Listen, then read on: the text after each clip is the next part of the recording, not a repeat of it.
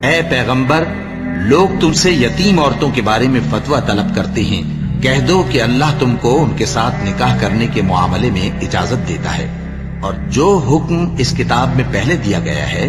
وہ ان یتیم عورتوں کے بارے میں ہے جن کو تم ان کا حق تو دیتے نہیں اور خواہش رکھتے ہو کہ ان کے ساتھ نکاح کر لو، اور نیز بیچارے بے کس بچوں کے بارے میں، اور یہ بھی حکم دیتا ہے کہ یتیموں کے بارے میں انصاف پر قائم رہو، اور جو بھلائی تم کرو گے تو بے شک اللہ اس کو جانتا ہے۔ اور اگر کسی عورت کو اپنے خاوند کی طرف سے زیادتی یا بے رخی کا اندیشہ ہو تو میاں بیوی پر کچھ گناہ نہیں کہ آپس میں کسی قرارداد پر صلح کر لیں، اور صلح خوب چیز ہے، اور طبیعتیں تو خود غرضی کی طرف مائل ہوتی ہی ہیں، اور اگر تم نیکوکاری اور پرہیزگاری کرو گے تو اللہ تمہارے سب کاموں سے واقف ہے۔ اور تم خواہ کتنا ہی چاہو بیویوں میں ہرگز عدل نہیں کر سکو گے،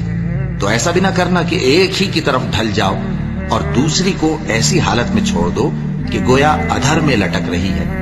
اور اگر آپس میں مصالحت کر لو اور پرہیزگاری کرو تو اللہ بخشنے والا ہے، بڑا مہربان ہے۔ اور اگر میاں بیوی ایک دوسرے سے جدا ہو جائیں تو اللہ ہر ایک کو اپنی وسعت سے غنی کر دے گا، اور اللہ کشائش والا ہے، حکمت والا ہے۔ اور جو کچھ آسمانوں میں اور جو کچھ زمین میں ہے سب اللہ ہی کا ہے۔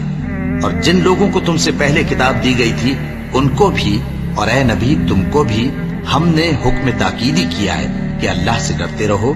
اور اگر تم لوگ کفر کرو گے تو سمجھ رکھو کہ جو کچھ آسمانوں میں اور جو کچھ زمین میں ہے سب اللہ ہی کا ہے، اور اللہ بے نیاز ہے، لائق حمد و ثنا ہے۔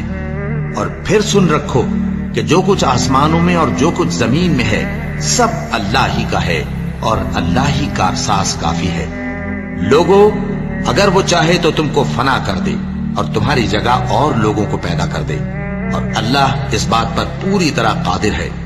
جو شخص دنیا ہی کے ثواب کا طالب ہو تو اسے معلوم ہو کہ اللہ کے پاس دنیا اور آخرت دونوں کا ثواب موجود ہے، اور اللہ سنتا ہے، دیکھتا ہے۔